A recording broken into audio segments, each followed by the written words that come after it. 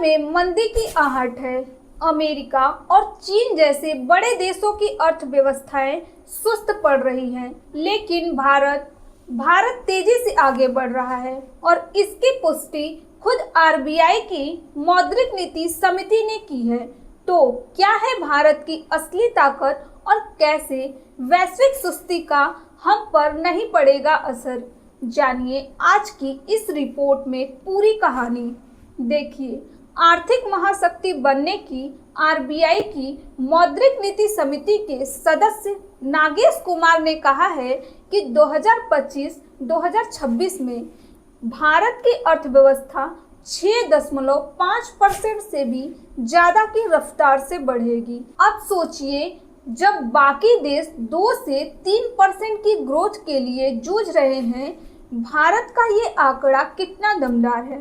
देखिए, कुमार के मुताबिक भारत की ग्रोथ का राज है मजबूत घरेलू खपत और निवेश, यानी हम खुद पर निर्भर हैं, ना कि विदेशी बाजारों पर। तो अब सवाल ये है कि भारत की आर्थिक मजबूती का आधार क्या है? तो घरेलू मांग, यानी भारतीयों की खुद की खरीदारी और निवेश, खासकर इंफ्रास्ट्रक्चर और टेक्नोलॉजी में है। इसलिए कुमार का कहना है कि भारत निर्यात पर निर्भर नहीं है, इसलिए वैश्विक मंदी का असर सीमित रहेगा और यही वजह है कि भारत आने वाले वर्षों में 7 से 7.5% तक की विकास दर हासिल कर सकता है, यानी दुनिया की सबसे तेज अर्थव्यवस्था बनने की पूरी तैयारी है। अब बात करते हैं महंगाई की। कुमार ने बताया कि जून 2025 में महंगाई सिर्फ 2.1% रही, जो कि आरबीआई के 4% लक्ष्य से भी कम है। इसका मतलब महंगाई पर नियंत्रण है और आपकी जेब थोड़ी राहत में है। लेकिन ध्यान रहे, आरबीआई ब्याज दरों में कटौती तभी करेगा जब ये ट्रेंड स्थायी दिखेगा। फिलहाल आर्थिक नीतियां स्थिर और संतुलित हैं। देखिए, भारत में विदेशी निवेश यानी एफडीआई का आंकड़ा भी रिकॉर्ड बन रहा है। 2024-2025 में एफडीआई प्रवाह 81 अरब डॉलर पहुंच गया है।